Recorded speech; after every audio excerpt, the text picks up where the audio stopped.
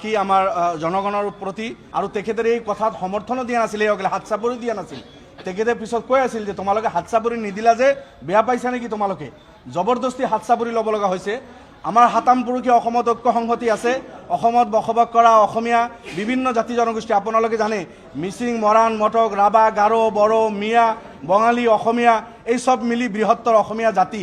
গতিকে অসমীয়া জাতিৰ বিভিন্ন জাতি জনগোষ্ঠীৰ মাজত আমাৰ ঐক্য সংহতি আছে, ভাতৃত্ববোধ আছে। সিদিনা অসমৰ বাহিৰৰ পৰা আহি তেখেতে আজি অসমৰ মন্ত্ৰীৰ গাদীত বহি আমাৰ এই ভাতৃত্ব আৰু ঐক্য সংহতি বিনষ্ট কৰিব বিচাৰিছে। সংবিধানৰ শপত খাই তেখেতে মন্ত্ৰিত্বৰ চকীত বহিছে। তেখেতে ঈশ্বৰৰ নামত শপত খাই কৈছিল যে মই বিদ্বেষমূলক কোনো কথা নকওঁ, মই প্ৰৰোচনামূলক কোনো কথা নকওঁ, পক্ষপাতিত্বমূলক কোনো আচৰণ নকৰোঁ।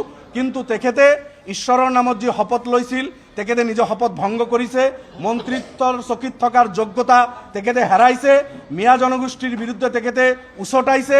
মিয়া 1 কোটিৰো অধিক জনসংখ্যা থকা এটা জনগোষ্ঠী, সকল মিয়া যিসকলক অসমীয়া তেখেতসকলে মিয়া বুলিও কয়, সেইসকলৰ বিৰুদ্ধে তেখেতে ষ্টেণ্ড লৈছে। গতিকে তেখেতে মন্ত্ৰিত্বৰ এই গাদীত থাকিলে এই জনগোষ্ঠীটোক ডিপ্ৰাইভ কৰিব, বিদ্বেষ এই জনগোষ্ঠীৰ বিৰুদ্ধে নফৰত তেখেতে বিক্ৰী কৰিব। তাৰ কাৰণে আমি ব্ৰিজ অফ প্ৰিভিলেজ আনিছিলোঁ আৰু তেওঁৰ পদত্যাগ দাবী কৰিছিলোঁ। কিন্তু দুৰ্ভাগ্যবশতঃ আমাৰ এইটো এলাও কৰা নহ'ল। হয়, সদন এডজাৰ্ণ হৈছে। অকল যে এই জনগোষ্ঠীৰ বিৰুদ্ধে নহয়, আজি কেইদিনমান আগত কেইজন অসমীয়া যুৱকে তেখেতে ভাওনাৰ এটা প্ৰগ্ৰামৰ কাৰণে ইনভাইট কৰিব গৈছিল। তাতে তেখেতে কৈছিলে এই ভাওনা চাওনা এইবিলাক কি, এনেকুৱা ধৰণৰ তুচ্ছ তাচ্ছিল্য কৰিছে।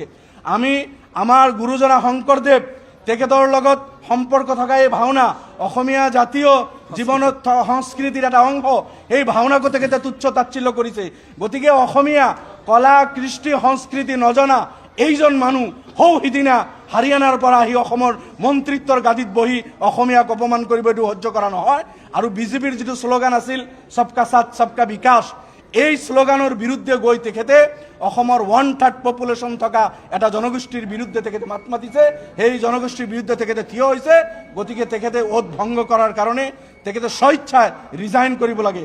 ন্যূনতম লাজ থাকিলেও তেখেতে ৰিজাইন কৰিলেহেঁতেন আজি আমাৰ এই ব্ৰিজ অফ প্ৰিভিলেজ অনাৰ পিছত। আমি অপেক্ষা কৰিম। মাননীয় মুখ্যমন্ত্ৰীকো আপোনালোকৰ যোগেদি আমি জনাইছোঁ যে মোদী ডাঙৰীয়াৰ যিটো শ্লোগান সবকা সাথ সবকা বিকাশ, এই শ্লোগানৰ বিৰুদ্ধে গৈ তেখেতে নিজৰ শপত ভংগ কৰি অসমৰ এটা বৃহৎ জনগোষ্ঠীৰ বিৰুদ্ধে গৈ ভাওনাৰ বিৰুদ্ধে, মিয়া জনগোষ্ঠীৰ বিৰুদ্ধে তেখেতৰ যিটো আচাৰ আচৰণ কথা বাৰ্তা, ইয়াৰ বিৰুদ্ধে মুখ্যমন্ত্ৰী ডাঙৰীয়া তেখেতৰ কেবিনেটত বিস্তাৰিত আলোচনা কৰি বিহিত ব্যৱস্থা লওক। আৰু আমি অপেক্ষা কৰিম এইজন অযোগ্য মন্ত্ৰী, ঈশ্বৰৰ নামত শপত খাই শপত ভংগ কৰা ব্যক্তি তেখেতে ৰিজাইন কৰিব লাগে। আৰু আমাৰ ঐক্য সংহতি বিনষ্ট কৰিব আমি কোনোপধ্যেই নিদিওঁ।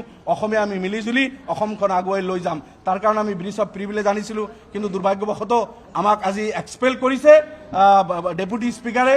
আৰু আমি আপোনালোকৰ যোগেদি এই প্ৰতিবাদ জনাইছোঁ।